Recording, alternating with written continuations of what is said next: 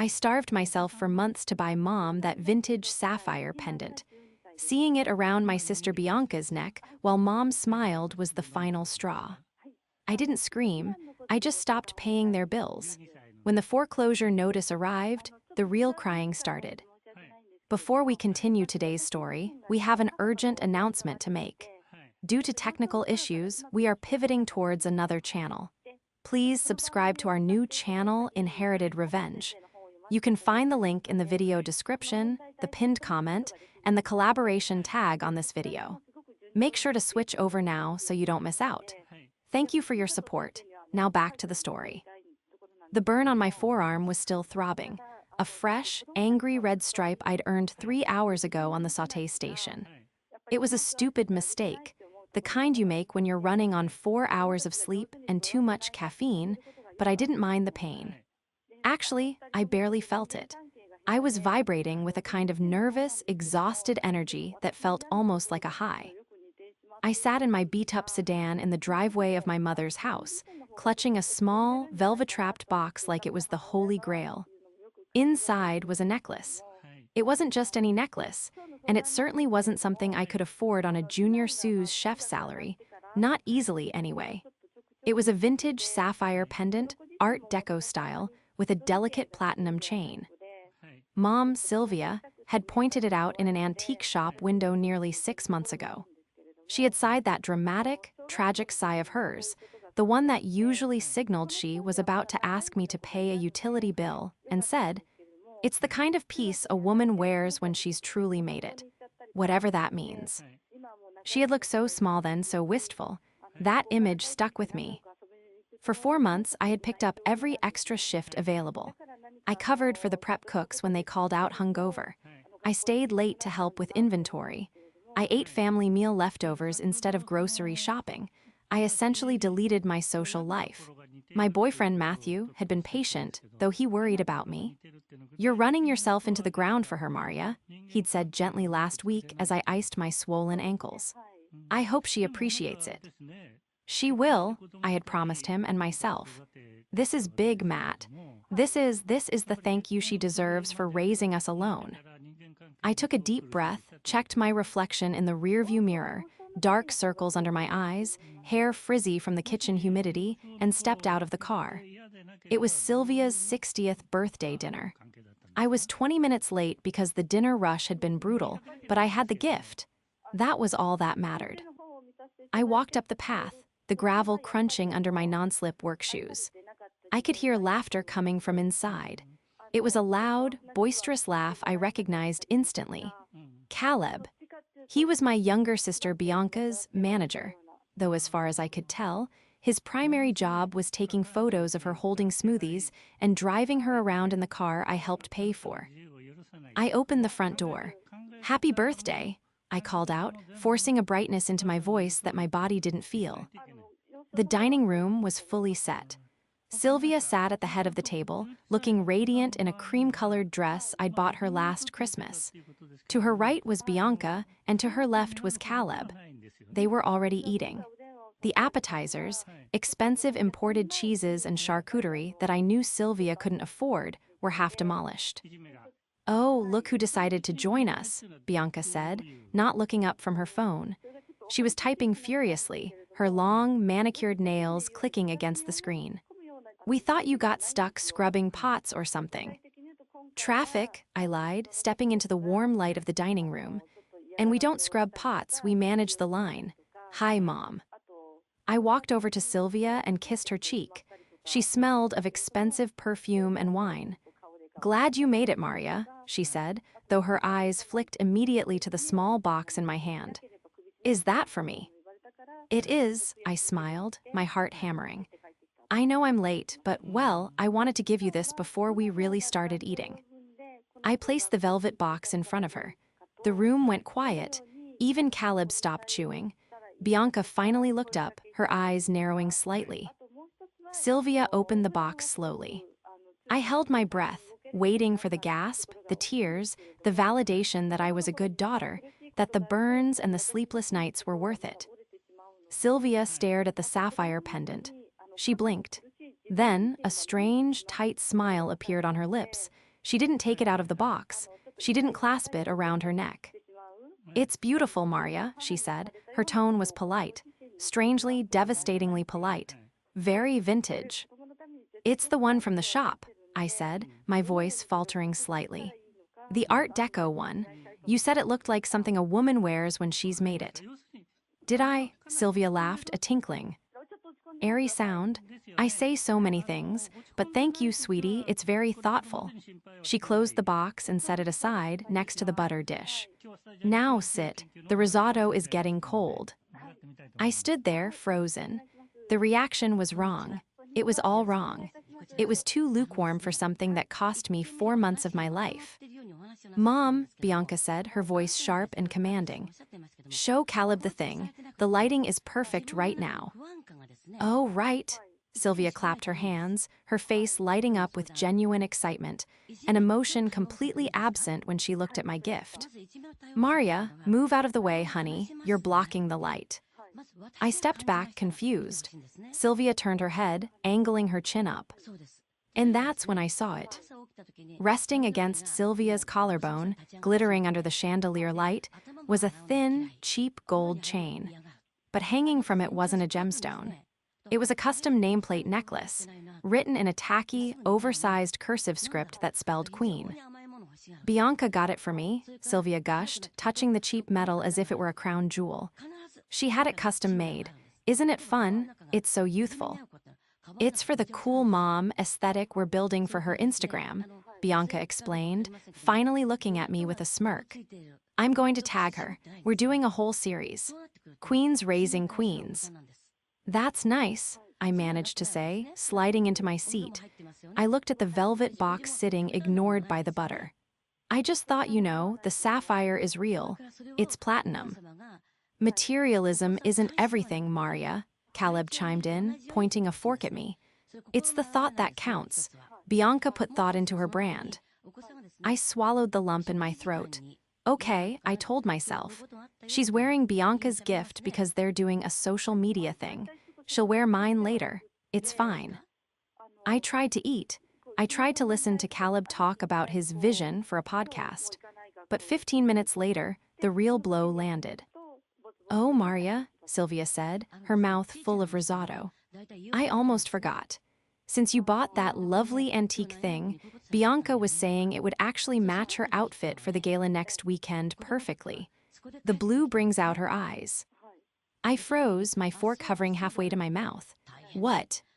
"The necklace," Sylvia said, gesturing vaguely to the velvet box. "I think I'm going to let Bianca borrow it, just for a while. It's a bit too heavy for me to wear daily, but it's perfect for Bianca's aesthetic." I looked at Bianca. She was grinning, a predatory, satisfied grin. "Thanks, sis," Bianca said. "I didn't have anything blue. You really came through." The room seemed to tilt. I looked at my mother, waiting for her to say she was joking. Waiting for her to say, "No, this is my special gift from my hardworking daughter. I would never hand it over to her sister 5 minutes after receiving it." But Sylvia just smiled at Bianca, eyes full of adoration. "You're going to look stunning, B. Maria. Aren't you happy you could help your sister look her best?" The betrayal hit me harder than the heat of the stove ever had. It wasn't just the theft of the necklace. It was the theft of the meaning. It was the realization that my sacrifice was nothing more than an accessory for Bianca's life. The taste of the risotto turned to ash in my mouth. I set my fork down with a deliberate clink that echoed in the sudden silence of the room. My hands were trembling, not from fatigue this time, but from a cold, sharp clarity that was washing over me. "You're giving it to her?" I asked, my voice barely a whisper. "Mom, I haven't even seen you wear it yet. I just gave it to you." Sylvia rolled her eyes, a gesture so familiar it made my stomach churn. "Oh, stop being so dramatic, Maria. It's a necklace, not a kidney. Bianca has a verified appearance at the Founders Gala. She represents the family. She needs to look the part." "I represent the family too," I said, though I knew as the words left my mouth that they weren't true in this house. "I worked double shifts for 4 months to buy that." "And we appreciate it," Caleb said, reaching for a bread roll. Really, hustle culture is valid. Bianca laughed. God, Maria, why do you always have to make everything about how hard you work? It's gauche. If you wanted it for yourself, you should have kept it. But you gave it to Mom. It's hers. She can do what she wants with it. She reached across the table, her manicured fingers snatching the velvet box. She snapped it open. Ooh, yeah, it is real platinum. This will look sick with my navy dress. She pulled the necklace out, dangling my blood, sweat, and tears in the air like a trinket from a gumball machine. Put it on now, Bea, Sylvia squealed, clapping her hands again. Let's see. I watched, paralyzed, as Bianca unclasped the cheap, queen necklace and tossed it onto the table, then fastened my sapphire pendant around her neck. Gorgeous, Caleb said, snapping a photo with his phone. Stunning, Elvia agreed, staring at Bianca with a look of pure worship. I sat there invisible. I was the wallet. I was the mule. I was the background noise to the Bianca show. I need to go, I stood up abruptly. My chair screeched against the hardwood floor. What? Sylvia looked annoyed, her perfect picture disturbed. We haven't even had cake. Bianca bought a gluten-free vegan cake. I'm not hungry, I said. I grabbed my purse. I have an early shift. You always have a shift, Bianca muttered, admiring herself in her phone camera. So boring. Maria, don't be like this, Sylvia said, her voice dropping into that guilt-inducing register she had mastered decades ago. It's my birthday. You're going to ruin the mood because you're jealous of your sister. Jealous, I laughed, a short, dry sound that hurt my throat. No, Mom, I'm not jealous, I'm just done. Done with what? Sylvia asked, narrowing her eyes. Just done, I said. I walked to the door. I didn't hug them. I didn't say goodbye. As I reached the handle, I heard Bianca say loudly, God, she's such a buzzkill. Whatever, Mom, let's take a selfie with the necklace. I closed the door on their laughter. I sat in my car for 10 minutes, just breathing. My phone buzzed. It was a text from Matthew. How did it go? Did she love it? I couldn't answer him. I couldn't tell him that the $2,500 symbol of my love was currently being filtered for an Instagram story by the sister who hadn't worked a real job in 3 years. I started the car and drove. As the house faded in the rearview mirror, the house where I had paid to fix the roof last year, the house where I paid the landscaping bill every month because Sylvia claimed her arthritis prevented her from gardening, a thought solidified in my mind. They thought I was just the quiet, hardworking Maria, the one who complained but always paid, the one who sought approval through checks and favors. But they had forgotten one crucial thing. I wasn't just the daughter who paid the bills.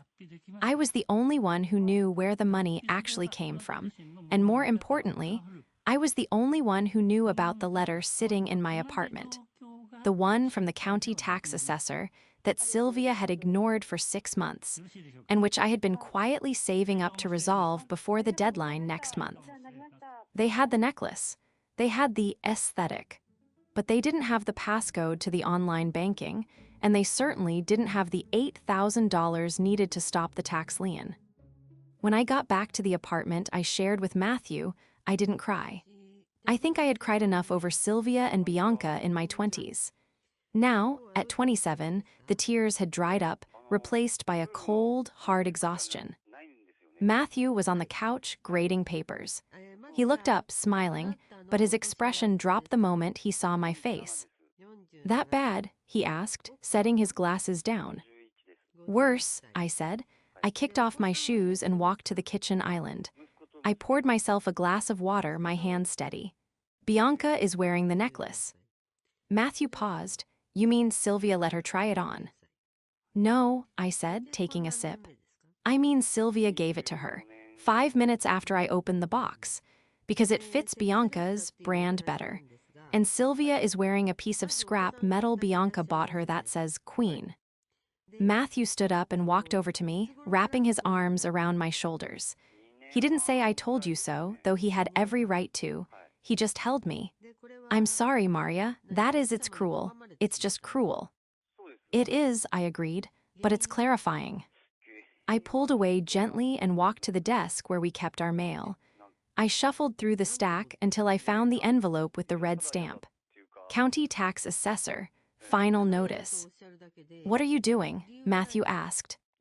I was going to pay this on Friday, I said, tapping the envelope. The house is in Mom's name, but she hasn't paid property taxes in 2 years. She hides the letters. I found this one when I was over there fixing her sink last month. I set up a payment plan under my name to save the house from going to auction. And, Matthew asked, though I could see he knew where this was going. And, I said, looking at the bold red text, I'm not going to pay it. Maria, Matthew said, if you don't pay it, they could lose the house. I know, I said, but if I pay it, I can't afford rent this month because I spent my savings on that necklace. I was going to ask you to cover the rent so I could save Mom. Again. Matthew looked at me, his eyes soft. You know I would have covered us, I always do. I know, I said, but why should you? Why should we struggle so Bianca can play dress-up and Mom can play the grand dame? I sat down at the computer and logged into the utility portal. Welcome, Maria. Amount due, $340. That was the electric bill for Sylvia's house. Delete autopay. Confirm. Next tab, the landscaper. Cancel service. Confirm. Next tab, Sylvia's car insura. NCE. Remove saved payment method. Confirm. I'm done, Matt, I said, my voice gaining strength with every click. I'm done being the safety net. I'm done being the bank. They're going to notice, Matthew warned. Not immediately, but soon. Good, I said. Let them notice. For the next 3 weeks, I went ghost. I didn't call. I didn't text. I blocked Bianca and Caleb on all social media because I couldn't bear to see my necklace in their stories. At first, it was quiet. They didn't reach out because they didn't need anything yet. They were probably assuming I was sulking and would get over it, just like I always did. But then the calendar turned. The first of the month came and went. On day 21, my phone buzzed while I was prepping vegetables at the restaurant. It was Sylvia. I let it go to voicemail. 10 minutes later, it rang again. Then Bianca called, then Sylvia again. I finished my shift, washed my hands, and walked out to my car. I sat in the driver's seat and looked at my phone. 7 missed calls, 3 voicemails. I pressed play on the first one from Sylvia.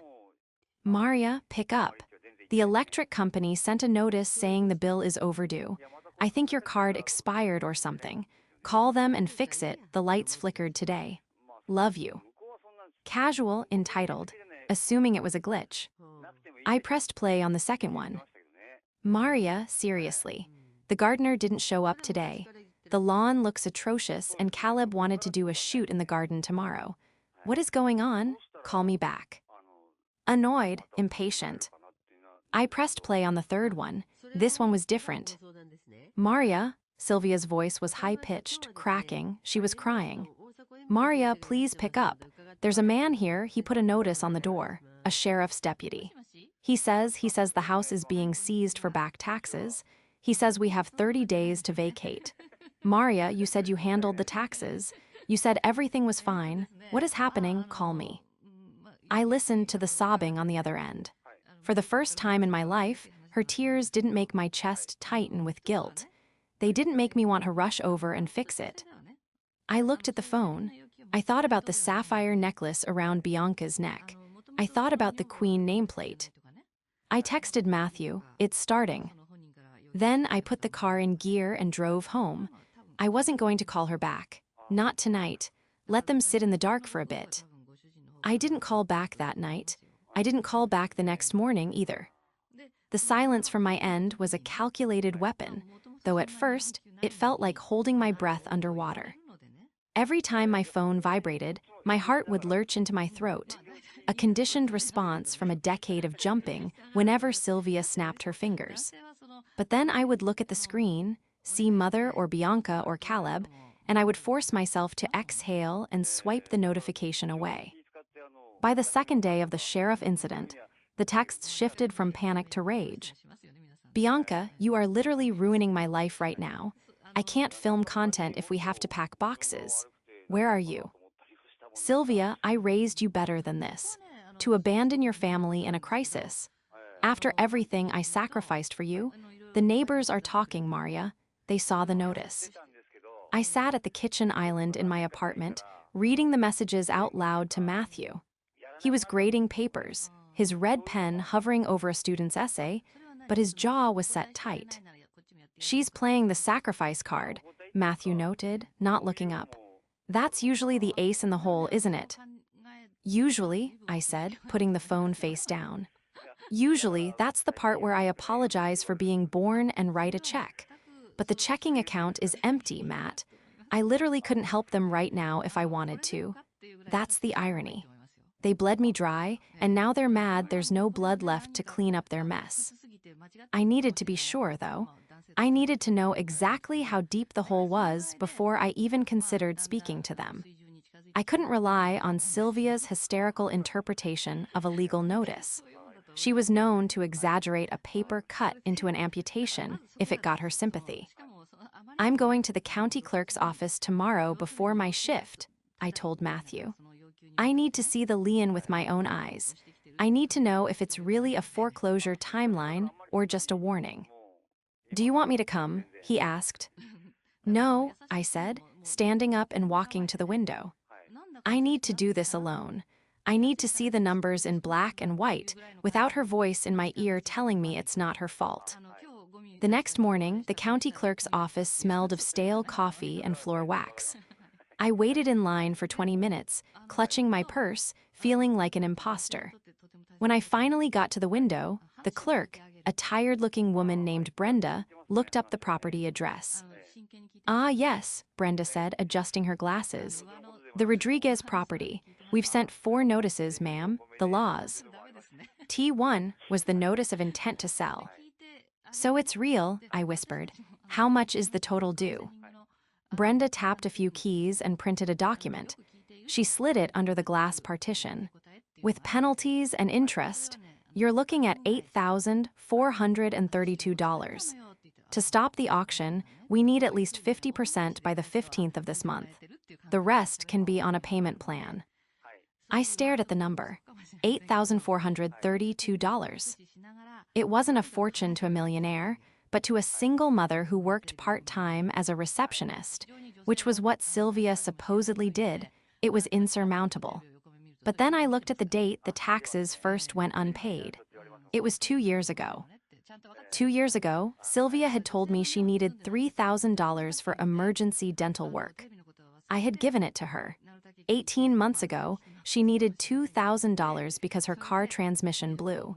I paid the mechanic directly, or so I thought. I had given her the cash because the mechanic only took cash. I felt a cold chill spread through my chest. The dates lined up perfectly.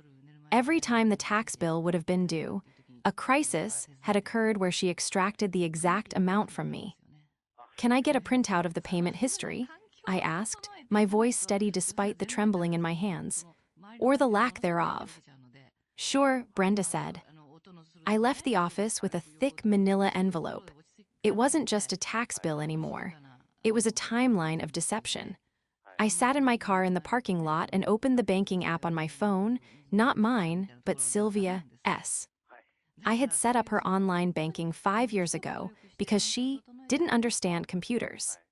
I realized, with a jolt of adrenaline, that I had never removed the login credentials from my password manager. I logged in. The balance was $42.18. I started scrolling through the transaction history, cross-referencing with the tax dates on the paper in my lap. March 15th, tax due date, withdrawal $200. March 16th, Lux Spa and Wellness, $450. March 17th, Apple Store, $1,200 Bianca's new iPad. March 20th, Ticketmaster, $600 concert tickets. There it was. The money I had given her for the mechanic and the dentist hadn't gone to those things. And the money she should have been saving for taxes, it was gone. All of it. Funneled into maintaining the illusion of a wealthy life for her and Bianca. I wasn't just the daughter who paid the bills. I was the mark. I was the victim of a long con run by my own mother. I closed the folder. I had the leverage. I knew the truth. They thought I was ghosting them because of a necklace. They had no idea I held the autopsy report of their financial ruin in my hands. I pulled into the driveway 3 days later. It was a Saturday. The grass was already looking shaggy. The best lawn on the block, award Sylvia coveted so much, was about to be revoked, just like her ownership of the house. I walked up to the door. I didn't use my key. I rang the bell. It took a full minute before the door was yanked open.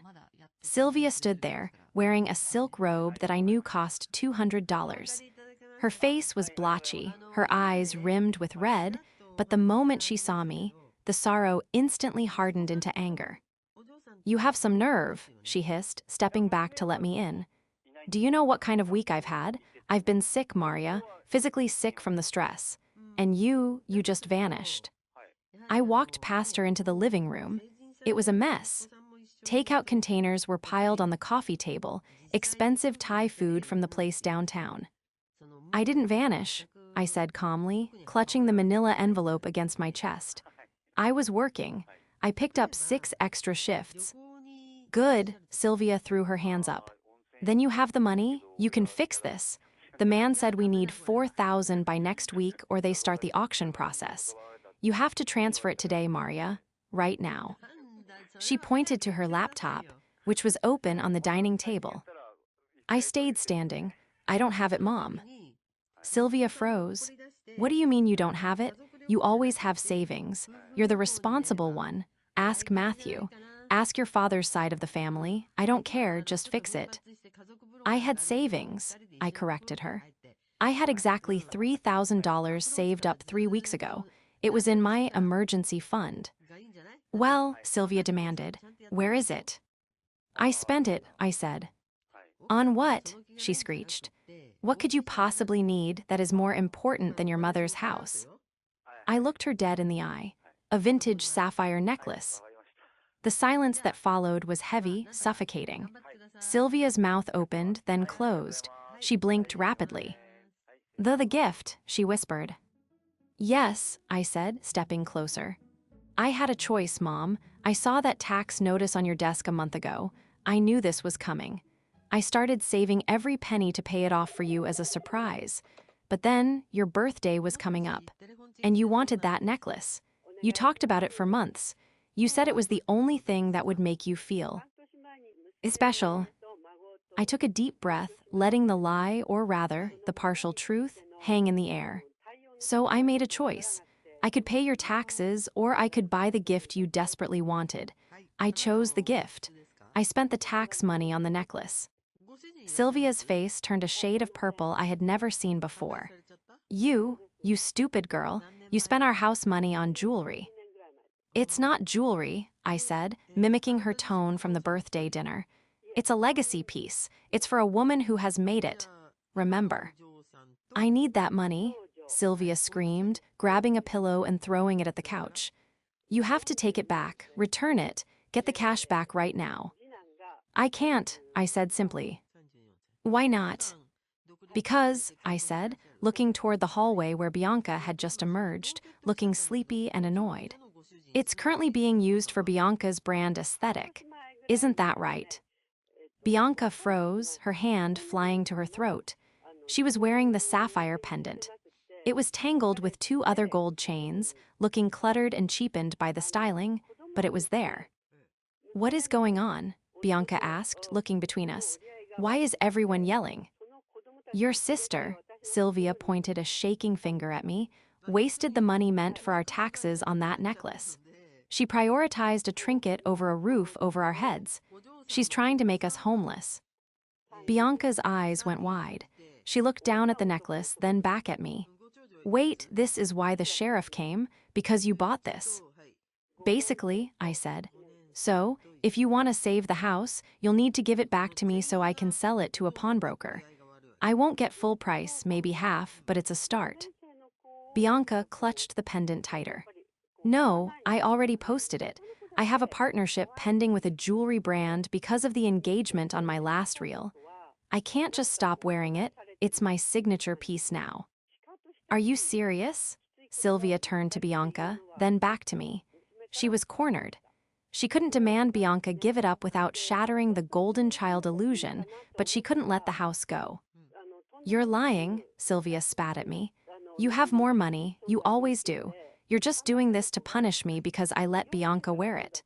You're petty, Maria. You're a petty, jealous little girl. I'm not the one who spent the tax money on iPads and spa days, I said, my voice dropping an octave. Sylvia went still. What did you say? I opened the manila envelope. I pulled out the spreadsheet I had created, the one highlighting the withdrawals. I know, Mom, I said. I know you had the money, I know you spent it, and now you want me to pay for it again. The moment I laid the spreadsheet on the table, the dynamic in the room shifted from chaotic to dangerous. Sylvia didn't look at the paper. She looked at me with a cold, predatory focus. You went into my accounts, she said softly. That's illegal. That's an invasion of privacy. It's an account I set up for you, I reminded her. And considering I'm the one who deposits money into it every month to cover your car payment, I think I have a right to see where the leak is. Get out, Sylvia whispered. With pleasure, I said, but the sheriff will be back in 3 weeks.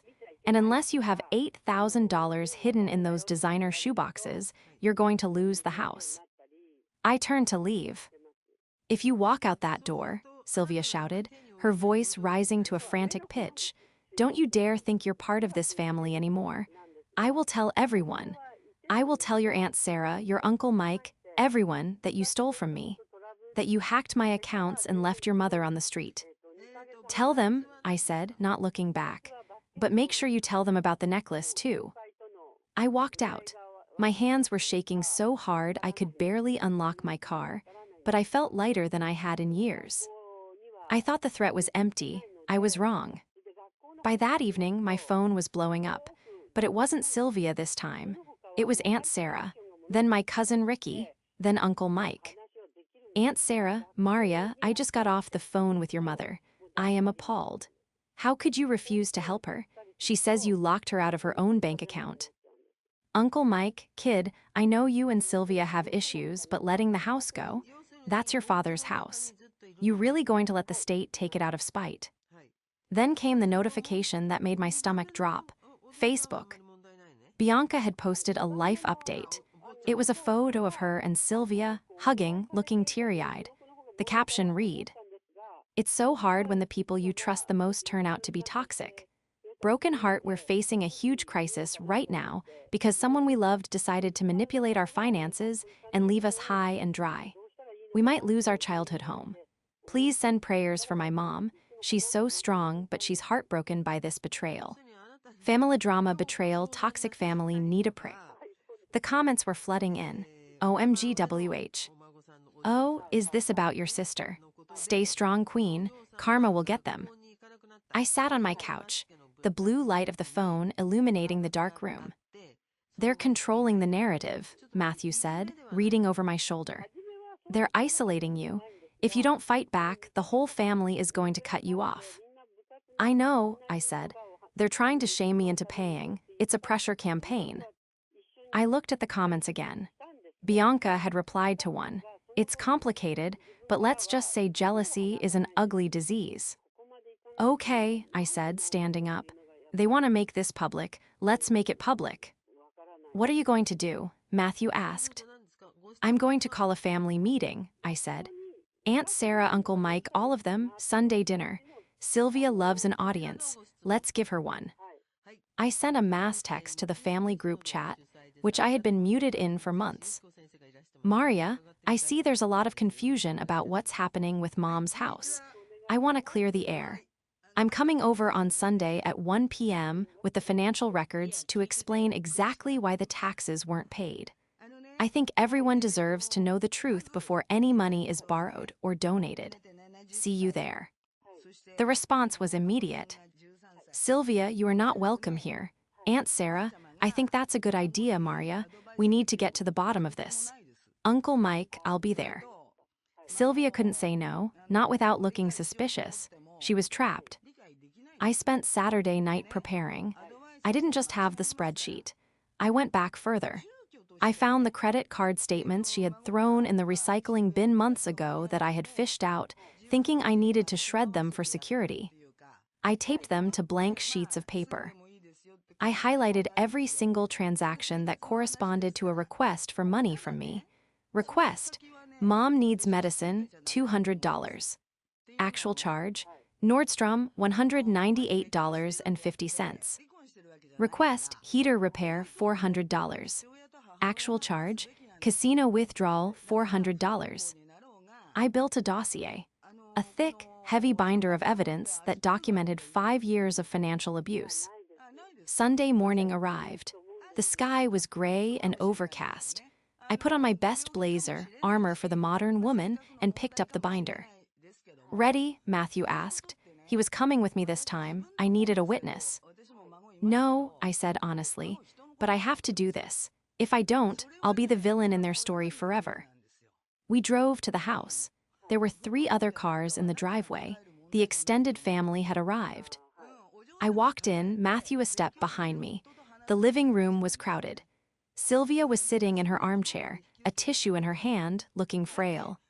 Bianca was next to her, holding her hand, glaring at me. Aunt Sarah and Uncle Mike were on the sofa, looking stern. "Maria," Uncle Mike said, standing up.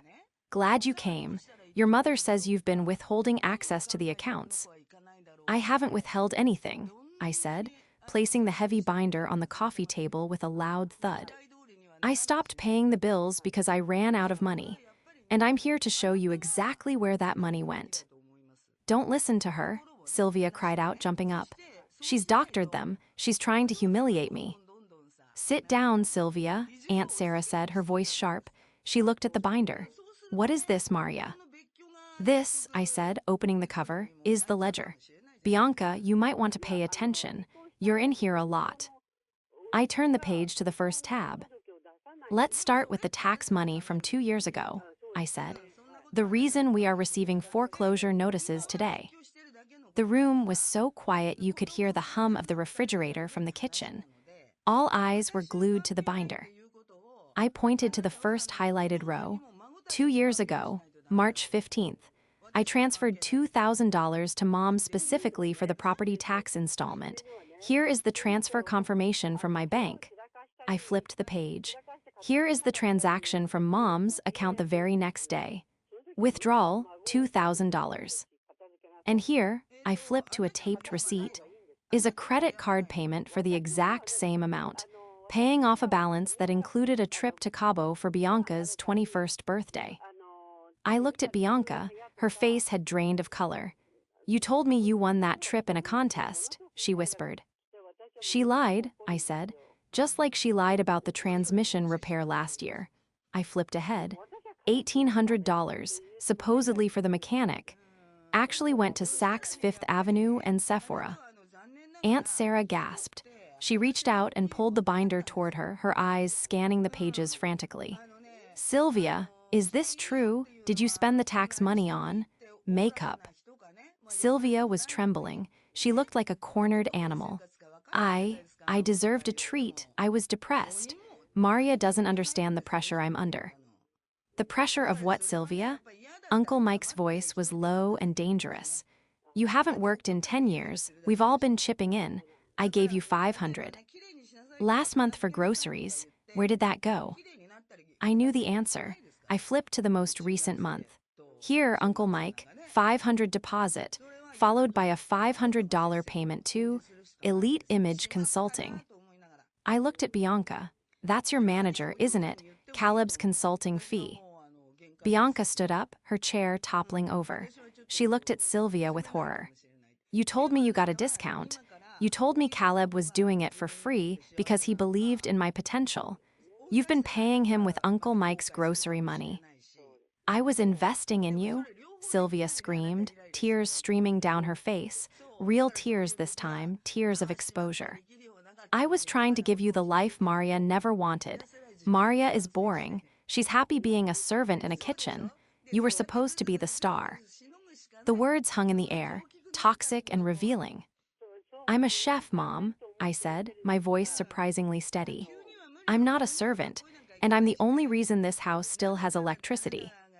Not anymore, Aunt Sarah said, closing the binder with a snap. She looked at Sylvia with a mix of pity and disgust. This stops today. Sylvia, you have lied to all of us. But the house, Sylvia wailed. We're going to lose the house.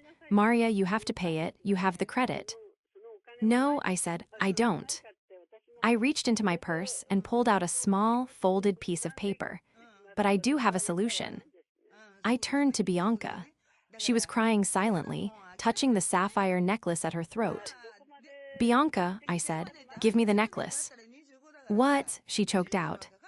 The necklace, I repeated, and the Queen nameplate, and the iPad, and the designer bags in your room, we're going to sell them. You can't, Sylvia shrieked. Those are gifts. Those are stolen goods, Uncle Mike corrected her. Bought with money stolen from Maria and me. Bianca looked at Sylvia, then at me. She saw the truth now. The lifestyle she had been curated into was a fraud, built on my back and Sylvia's lies.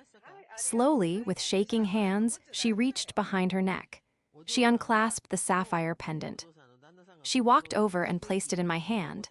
It was warm from her skin. Take it, Bianca whispered. I don't want it anymore. Good, I said, because that's just the start. The fallout was swift and brutal, but necessary. We didn't save the house. The debt was too deep, the liens too numerous. The emergency sale I organized with Uncle Mike raised enough to pay off the immediate tax debt to avoid legal prosecution for fraud, but not enough to keep the property. Sylvia was forced to sell. After the bank took their share and the back taxes were paid, she was left with almost nothing. She moved into a small, one-bedroom apartment across town, one that Aunt Sarah found for her and monitors strictly. Uncle Mike controls her finances now. She gets a weekly allowance. No more spa days. No more investments in imaginary careers. As for Bianca, that was the surprise. The day after the confrontation, she showed up at my restaurant. I was prepping for dinner service, chopping onions. I broke up with Caleb, she said, leaning against the doorframe. She looked different. She was wearing jeans and a t-shirt, no heavy makeup. He didn't want to manage someone who couldn't pay his retainer. I'm sorry, I said, continuing to chop. Don't be, she said. He was a leech. Mom was right about one thing, though. I have been useless. I believed the hype. She paused. I got a job, retail. It's minimum wage, but it's real. I put down the knife. Good for you, B. I wanted to return this, she said, sliding a small envelope across the stainless steel table. I opened it. Inside was the sapphire pendant. I had pawned the other items, the bags, the iPad, but I hadn't been able to let go of the necklace. I had given it to Uncle Mike to hold on to during the chaos. Mike said you bought it back from the pile, Bianca said. He said you paid him the pawn value so it wouldn't get sold with the rest of the stuff. I did, I said. It's yours, Bianca said. It was always yours. I'm sorry I ever wore it. She turned to leave, but stopped. You know, when I look at it now, I don't see a queen. I just see how hard you worked. I think I'm going to try being more like you, Maria. And she left. I picked up the necklace.